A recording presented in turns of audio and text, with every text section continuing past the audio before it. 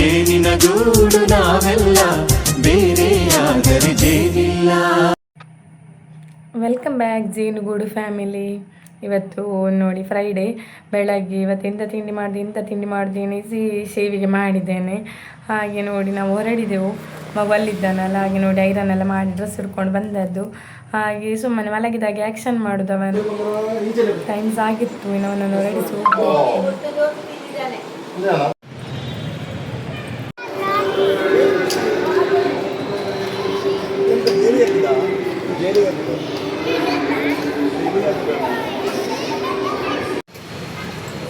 ಹೋಗುದು. ಮಗನು ಬಿಟ್ಟಾಯ್ತು.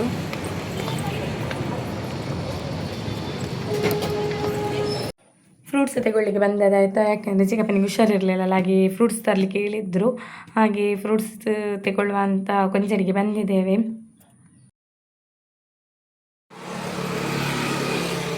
ಶೆಕಿ ಮಳೆ ಬರದಿರೋ ಶೆಕೆ ಅಲ್ಲ, ಬೆಳಗ್ಗೆ ಒಂದು ಬಂದು ಹೋಗಿದೆ.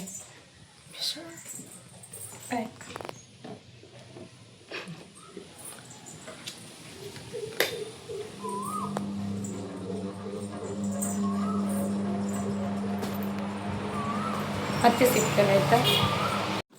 ಮನೆಗೆ ಹೋಗೋದು, ಚಿಕ್ಕಮ್ಮನ ಹತ್ರ ಕೇಳುವಂತ ಅವರ ಶಾಪ್ ಹಚ್ಚಿ ಹೋದೆ, ಬರೋದಿಲ್ಲಂತೆ. ನಾನು ಸೀದಾ ಹೋದೆ ಆಯಿತಾ ಮನೆಗೆ.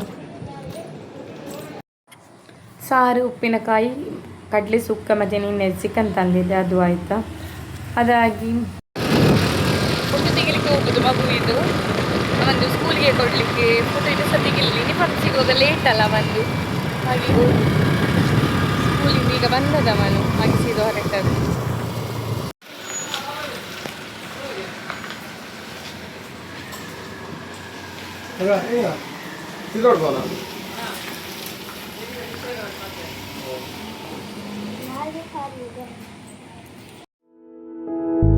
ಸರಳವಾಗಿ ಸಾಗುವ ಹೃದಯ ತುಂಬಿ ಅರಳುವ ಕುಸುಮ ಕಾವ್ಯ ಕನ್ನಿಕೆ. ಫುಡ್ ತೆಗೆದು ಬರುವಾಗ ಇವನ ಸೊರೆ ಆಯಿತಾ, ಕೇಕ್ ಶಾಪಿಗೆ ಹೋಗುವ ಅಂತ. ಹಾಗೆ ಅವನಿಗೆ ಎಂತ ಬೇಕು ಅಂತ ಅವ ಸೆಲೆಕ್ಟ್ ಮಾಡ್ತಿದ್ದಾನೆ. ಮತ್ತು ಅವನನ್ನು ಬಿಟ್ಟು ಶಾಪಿಗೆ ಬಂದದಾಯ್ತಾ. ಇದೆಂತ ಅಂದರೆ ಸಂಜೆ 6 ಗಂಟೆ ಆಗುವಾಗ ಶಾಪಿನೊಳಗೆ ಸೀದಾ ಹೀಗೆ ಒಬ್ಬರು ಬಂದ್ರಾಯ್ತಾ. ನಾನು ಯಾರ್ಯಾರು ಅಂತ ಕೇಳಿದೆ. ಚಕ್ಕ ನನಗೆ ಒಂಥರ ಪೂಜೆ ಇಳಿದಾಗೆ ಆಯ್ತಾಯ್ತಾ. ನಾನು ಎಂತ ಕೇಳಿದೆ, ಹೊರಗೆ ಬನ್ನಿ ಹೇಳಿದೆ ಫಸ್ಟ್. ಯಾಕೆ ನೀನು ಯಾಕೆ ಎದರೋದು ಕೇಳಿದೆ. ನೀವು ಹೊರಗೆ ಬನ್ನಿ ಫಸ್ಟ್. ನಾನು ಅದಕ್ಕೆ ಹಸ್ಬೆಂಡ್ಗೆ ಬೇಗ ವೀಡಿಯೋ ಕಾಲ್ ಮಾಡಿ ಇವರಿಗೆ ತೋರಿಸಿದೆ, ಅವರ ಹತ್ರ ಮಾತಾಡಿ ಹೇಳಿದೆ. ಹಸ್ಬೆಂಡ್ ಅದಕ್ಕೆ ನೋಡಿಳಿದೆ ಯಾರು ಅಂತ ನಾನು ಹೇಳಿದೆ, ಗೊತ್ತಿಲ್ಲ ಚಕ್ಕ ಅಂತ ಹೇಳ್ತಿದ್ದಾರೆ. ಅದಕ್ಕೆ ಹಸ್ಬೆಂಡ್ ಹೇಳಿದ್ರು ಹಣ 10 ರೂಪಾಯಿ ಕೊಟ್ಟು ಕಳಿಸು ಅಂತ. ನನಗೆ ಫುಲ್ ಹೆದರಿಕೆ ಆಗಿದೆ. ಹಾಗೆ ಸಡನ್ ಒಳಗೆ ಬರುವಾಗ ಇಷ್ಟು ವರ್ಷದಲ್ಲಿ ನಾನು ನೋಡಲಿಲ್ಲ, ಅಂದರೆ ಇಲ್ಲಿ 4 ಇಯರ್ ಆಯಿತು ಶಾಪ್ ಮಾಡಿ, ಇಷ್ಟರವರೆಗೆ ಯಾರು ಸಹ ಬರಲಿಲ್ಲ ಆಯಿತಾ. ಸ್ವಾಮೀಜಿ ಅದೆಲ್ಲ ಬಂದಿರ್ಬೋದು, ಚಕ್ಕ ಅಂತೇಳಿ ಇಷ್ಟರವರೆಗೆ ಬರಲಿಲ್ಲ. ನನಗೆ ಡೋರ್ಗಿಂತ ಆಗ್ತದೆ ಆಯಿತಾ. ನಾನು ಅದುವೇ ಶಾಪಲ್ಲಿ ಒಂಥರ ಒಬ್ಬಳಿದ್ದದಕ್ಕೆ ಹೆದರಿದೆ. ಬೇರೆ ಎಲ್ಲಾದರೂ ಹೊರಗೆ ಸಿಗರೆ ಗ್ಯಾರಂಟಿ ಬಿಡ್ತಿರ್ಲಿಲ್ಲ ಆಯಿತಾ. ಮತ್ತೆಂತ ಅಂದರೆ ಈಗ ನಮಗೆ ಹೊರಗೆಲ್ಲ ಸಿಗುವಾಗ ಒಂದು ನಾರ್ಮಲ್ ಆಗಿ ಕೇಳಿ ತೆಗೊಳ್ತಾರಲ್ಲ, ಇದು ಒಂಥರ ರ್ಯಾಶಲ್ಲಿ ಒಂಥರ ಮಾಡಿದ್ರು ಆಯಿತಾ. ಹಾಗೆ ಒಂದು ಮಾಡಿ ತೆಗೊಳ್ತಾರೆ. ಇವರು ಸುಮ್ಮನೆ ಹಣ ಮಾಡಲಿಕ್ಕೆ ಬಂದಿರ್ಬೋದು. ಅಲ್ಲಿ ಜನ ಯಾರಾದ್ರು ಇದ್ದಿದ್ರೆ ಎಂತಾದರೂ ಇದು ಮಾಡ್ಬೋದಿತ್ತು, ಕೇಳ್ಬೋದಿತ್ತು. ನಾನು ಒಬ್ಬಳಿದ್ದೆ ಅಲ್ಲ. ಮತ್ತು ಆಚೆ ಶಾಪ್ ಸಹ ಕ್ಲೋಸ್ ಇತ್ತು. ಮತ್ತು ಎಂತ ಮಾಡೋದು, ಸಾಯಲಿಂತ 10 ರೂಪಾಯಿ ಕೊಟ್ಟು ಕಳಿಸಿದ್ದು. ಜೋರು ಮಳೆ ಆಯಿತಾ. ಟೈಮ್ 6:30 ಆಗಿದೆ. ಆಗದಿಂದ ಮಧ್ಯಾಹ್ನ ಮೇಲೆಯಿಂದ ಮಳೆ ಫುಲ್. ನಾಳೆ ಸ್ಕೂಲಿಗೆ ರಜೆ ಇರ್ಬೋದಂತ ಗೊತ್ತಿಲ್ಲ, ಎಂತ ಸುದ್ದಿ ಇಲ್ಲ. ಅದು ಜೋರು ಮಳೆ ಬರ್ತಾ ಉಂಟು.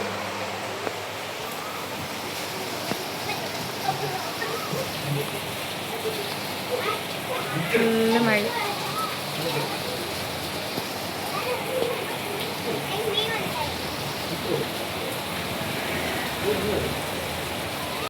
ಶಾಪಿಂದ ಹೋಗುವಾಗ ಅಲ್ಲಿ ಚಿಕ್ಕಮ್ಮನ ಶಾಪ್ ಹತ್ರ ಮರವೈ ಮಾರ್ತಿದ್ರು ಆಯಿತಾ. ಹಾಗೆ ಚಿಕ್ಕಮ್ಮೆಲ್ಲ ತೆಗೊಂಡ್ರಂತೆ. ಅದಕ್ಕೆ ನನಗೆ ಸಹ ತೆಗೊಳ್ಳುವ ಅಂತ ಹಾಗೆ ನೋಡಿ ತೆಗೊಳ್ತಿದ್ದೇನೆ. ಚಿಕ್ಕಮ್ಮ ಹೇಳಿದ್ರು ಒಳ್ಳೆ ಉಂಟು ಅವರ ಹತ್ರ, ಅಲ್ಲಿ ತೆಗೊಳ್ತಾರಂತೆ. ಇದಕ್ಕೆ ಮುಂಚೆ ತುಂಬ ಸಲ ತೆಗೊಂಡಿದ್ದಾರಂತ, ಒಳ್ಳೆ ಉಂಟು ತೆಗೋ ಅಂತ. ಮತ್ತು ನಾನು ತೆಗೊಂಡೆ ಆಯಿತಾ. ನೋಡಿದ್ದು ಯಾರು ಬಂದಿದ್ದಾರೆ ಅಂತ, ಗೆಸ್ಟ್ ಬಂದಿದ್ದಾರೆ.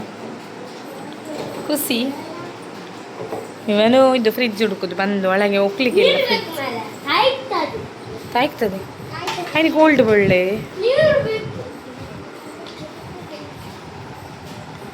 ಇವಳು ವೆರಿ ಗುಡ್. ಹಾಗೆ ಇವತ್ತಿಲ್ಲಿ ಅವಳಪ್ಪ 3 ಡೇಸಿಂದ ಇಲ್ಲ ಬ್ಯಾಂಗ್ಳೂರ್ ಹೋಗಿದ್ದಾರೆ. ಇಲ್ಲಿ ಖುಷಿ ಆಂಧ್ರಕ್ಕೆ ಹೋಗಿದ್ದಾರೆ. ಮೊನ್ನೆ ಇಲ್ಲಿದ್ಲಲ್ಲ, ನಿನ್ನೆ ಅಕ್ಷತಕ್ಕನ ಮನೆಗೆ ಹೋದ್ಲು, ಅವಳ ದೊಡ್ಡಮ್ಮನ ಮನೆಗೆ ರೋಸ್ ಸ್ಟೋರಿಗೆ. ಇವತ್ತು ಪುನಃ ಇಲ್ಲೇ ಅಲ್ಲ, ನಮ್ಮ ಅಲ್ಲಿ ಮನೆಯಲ್ಲಿ ನಿಲ್ಲೋದು. ಹಾಗೆ ಇವತ್ತು ನಾವೆಲ್ಲ ಊಟ ಮಾಡೋದು ಅಲ್ಲೇ ಆಯಿತು. ನನಗೆ ಇವತ್ತೊಂದು ರೆಸ್ಟ್, ಅಡುಗೆ ಮಾಡಲಿಕ್ಕಿಲ್ಲ. ಆದರೆ ಇಲ್ಲಿ ನಿನ್ನೆದು ರೈಸ್ ಸ್ವಲ್ಪ ಉಂಟು, ಅದನ್ನೀಗ ಬಿಸಿ ಮಾಡಿ ಇಡಬೇಕು. ಹಸ್ಬೆಂಡಿಗೆ ಆಯ್ತು, ಅವ್ರು ಲೇಟ್ ಬರ್ತಾರಲ್ಲ, ಅವರಿಗೆ ಆಯ್ತು, ಅವರು ಅಲ್ಲಿಗೆ ಬರಲಿಕ್ಕಿಲ್ಲ, ಅವರಿಗೆ ಉದಸಿನಾಗ್ತದೆ. ಹಾಗೆ ಫ್ರಿಜ್ಜಲ್ಲಿ ಇಡಬೇಕು. ಹೌದೌದು, ಫಸ್ಟ್ ಕಿಚನ್ ಆದಮೇಲೆ ನಾನು ಬಿಸಿ ಮಾಡಿ ಮತ್ತು ನಾನು ಬರುವಾಗ ಮರುವೈ ತಂದಿದ್ದೇನಲ್ಲ, ಅದನ್ನು ಅಲ್ಲಿ ಪದಾರ್ಥ ಮಾಡ್ತಾರೆ ಮತ್ತು ತಂದು ಕೊಡಬೇಕು. ಅಲ್ಲಿ ನಿಲ್ಬೇಕು, ನಾಳೆ ಕಷ್ಟ ಆಗ್ತದೆ. ಖುಷಿ ಹೇಳೋದು ನಾನು ಅಲ್ಲಿ ನಿಲ್ಬೇಕಂತ ಮನೆಯಲ್ಲಿ. ಅಲ್ಲಿ ನಿಲ್ಲೋದು ದೊಡ್ಡ ವಿಷಯ ಅಲ್ಲ, ಬೆಳಗ್ಗೆ ಬಂದು ರೆಡಿ ಮಾಡಬೇಕಲ್ಲ. ಅಲ್ಲಿ ನಿಂತರೆ ನನಗೆ ಬೆಳಗ್ಗೆ ಸಾಕಿ ಮಾಡಬೇಕು ಅಂತಿಲ್ಲ, ಅಲ್ಲೇ ಮಾಡಿದ ಹಾಗೆ ಆಗ್ತದೆ.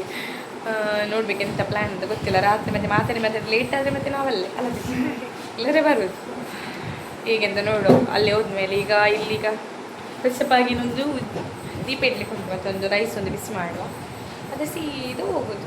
ಸೀದು ಹೋಗಿ ಮತ್ತೆ ಸ್ವಲ್ಪ ಕೆಲಸ ಉಂಟು ಮಕ್ಕಳಿಗೆ. ಎಂಥ ಕೆಲಸ ಗೊತ್ತಿರ್ತಲ್ಲ, ಎಂತ ಕಲೀಲಿಕ್ಕೆ ಕಲಿತು ಅವನಿಗೆ ಗೊತ್ತಿಲ್ಲ. ಒಂದಾಗಿದೆ ಕನ್ನಡ ಎಲ್ಲ ಆಗಿದೆ. ಇನ್ನೊಂದು ಅದೇ ಒಮ್ಮೆ ಇದು ಮಾಡಬೇಕು. ಮತ್ತು ಕಾಂಪಿಟಿಷನ್ ಉಂಟು ಇಬ್ಬರಿಗೆ ಡ್ಯಾನ್ಸ್ ಕಾಂಪಿಟಿಷನ್ ಉಂಟು. ನನಗೆ ಡ್ಯಾನ್ಸ್ ಕಾಂಪಿಟಿಷನ್, ಇವನಿಗೆ ಸ್ಪೀಚ್. ಓಪು ಡ್ಯಾನ್ಸ್ ಉಂಟು. ಅದೆಪ್ಪನಿಗೆ ಪರಲ್ಲ, ಅದು ಅಲ್ಲ, ಇದು ಕಾಂಪಿಟಿಷನ್ ಎರಡಪ್ಪ ಡ್ಯಾನ್ಸ್. ಮತ್ತೆ ಸಿಗ್ತೇನೆ. ದೀಪ ಎಲ್ಲ ಇಟ್ಟಾಯ್ತಾಯ್ತಾ ಹೋಗುದು. ಮನೆಯಿಂದ ಕಾಲ್ ಬಂತು, ಚಿಕ್ಕಮ್ಮನಿಗೆ ಪುನಃ ಹುಷಾರಿಲ್ಲ. ಅಪ್ಪು ಇದು ಎಂಥ ವಿಷಯ ಅಂದರೆ ಚಿಕ್ಕಮ್ಮನಿಗೆ ಹುಷಾರಿಲ್ಲ ಅಂತೆ. ಇದೇ ಆಯಿತು, ಒಬ್ಬೊಬ್ಬರಿಗೆ ಒಂದೊಂದು. ಚಿಕ್ಕಪ್ಪನಿಗೆ ಡೆಂಗ್ಯೂ ಆಯಿತು, ಇವರಿಗೆ ತಲೆನೋವು ಅಂತ ಹೇಳ್ತಿದ್ರು ಆಗದಿಂದ. ಎದೆಲ್ಲ ನೋವು ಆಗ್ತುಂಟಿದೆ. ರಿಕ್ಷಾ ಕೇಳಿದರೆ ರಿಕ್ಷಾಸೇ ಇಲ್ಲ. ಟೈಮ್ಸ್ ಎಷ್ಟು 7:40 ಆಗಿದೆ. ಹೋಗು ಎಂಥ ವಿಷಯ ಅಂತ ನೋಡು.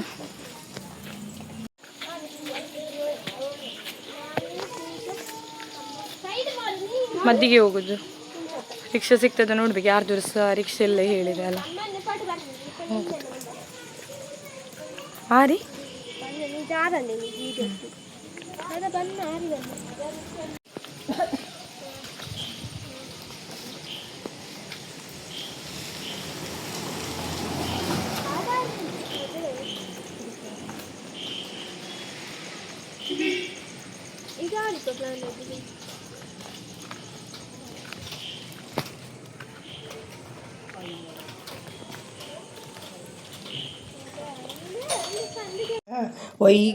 ಒಯ್ಗೆಯಾ?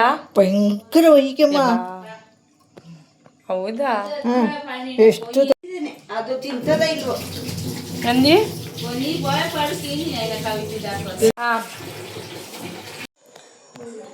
ಮದ್ದಿಗೆ ಹೋಗ್ಲಿಲ್ಲ ಆಯ್ತಾ? ಡಾಕ್ಟ್ರು ಹೋಗಿ ಆಗಿದೆ, ರಿಕ್ಷಾ ಸಿಗ್ಲಿಲ್ಲ. ಹಾಗೆ ಟೈಮ್ ಈಗ ಅವರ ಇದ್ದ ಟ್ಯಾಬ್ಲೆಟ್ ಕುಡಿತಾರೆ ಹೇಳಿದರು.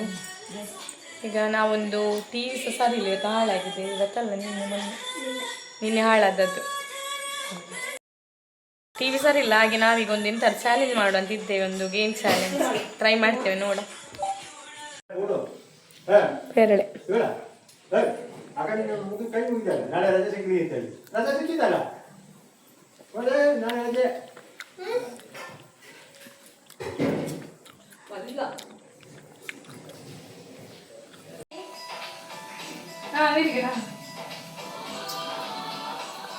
ಈಗಿನ ಸಾಕು.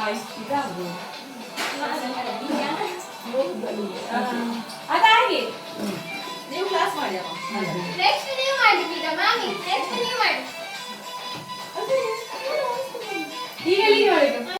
ಇದು ಪ್ರಾಕ್ಟೀಸ್ ಮಾಡಿದೆ ಆಯಿತಾ. ಡ್ಯಾನ್ಸ್ ಮಗುವಿಗೆ ಮತ್ತು ಖುಷಿಗೆ ಡ್ಯಾನ್ಸ್ ಉಂಟು ಕಾಂಪಿಟಿಷನ್, ಅಂದರೆ ಬೇರೆ ಬೇರೆ ಮಾಡಲಿಕ್ಕೆ. ಹಾಗೆ ಅದರದ್ದು ಪ್ರಾಕ್ಟೀಸ್ ಸ್ಟಾರ್ಟ್ ಮಾಡಿದ್ದು. ನೋಡುವ ಅಂತಂದರೆ ಕಲಿಸುವ ಅಂತ ಟೈಮ್ ಇಲ್ಲ ಇನ್ನು. ನಾಳಿಗೆ ಆಗಬೇಕು. ಯಾವಾಗ ನೆಕ್ಸ್ಟ್ 8ಗೆ ಸಾಟರ್ಡೆ ಬೀಳ್ತದೆ. ಹಾಗೆ ಪ್ರಾಕ್ಟೀಸ್ ಮಾಡಿಸುವ ಅಂತ.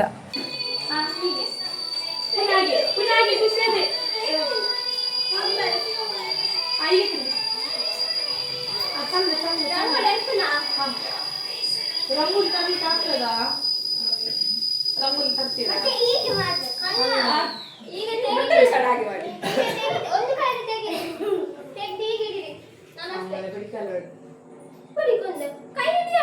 ಕೈ ಆಯ್ತು ಪಾರು ಬಿಟ್ಟಲ್ಲಿ ಹೀಗೆ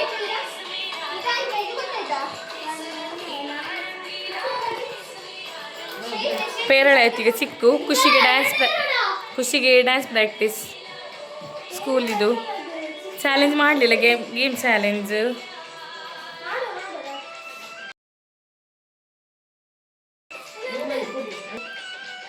ಚಿಕ್ಕು നല്ല ಸ್ವೀಟ್ ಹಣ್ಣು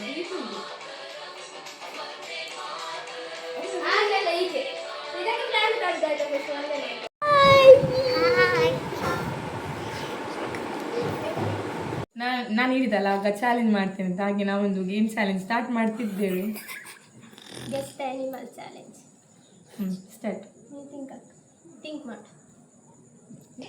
ಅಮ್ಮ ಅದಕ್ಕೆ ಪಾಸ್ ಆಗ್ತದೆ ಟೈಗರ್ ಶಾರ್ಟ್ಸಲ್ಲಿ ಸಪ್ರೇಟ್ ಆಗಿ ಹಾಕ್ತೇನೆ ಆಯ್ತಾ ಅಲ್ಲಿ ನೋಡಿ ನೀವು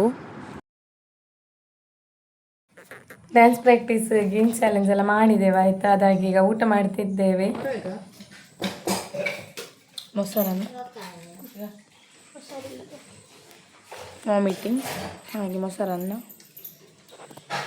ಇವನಿಗೆ ಆಮ್ಲೆಟ್ ಅನ್ನ ಇವನಿಗೆ ಎಂತ ಆಗಿದೆ ಅವನಿಗೇನು ಆಮ್ಲೆಟ್ ಅನ್ನ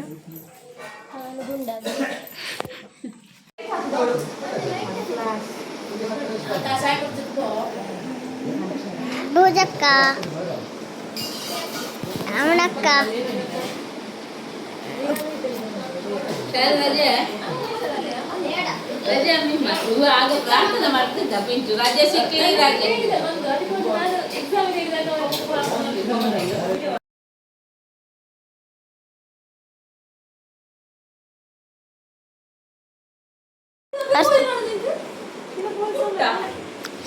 ಇವರದೀಗ ಇದಾಗ್ತದೆ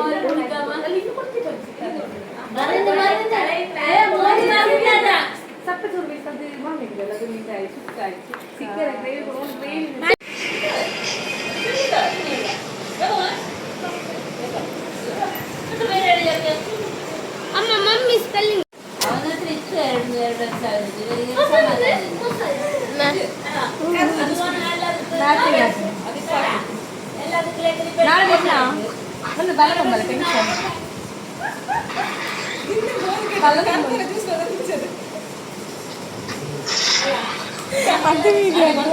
ಕಬ್ಬು ಜ್ಯೂಸ್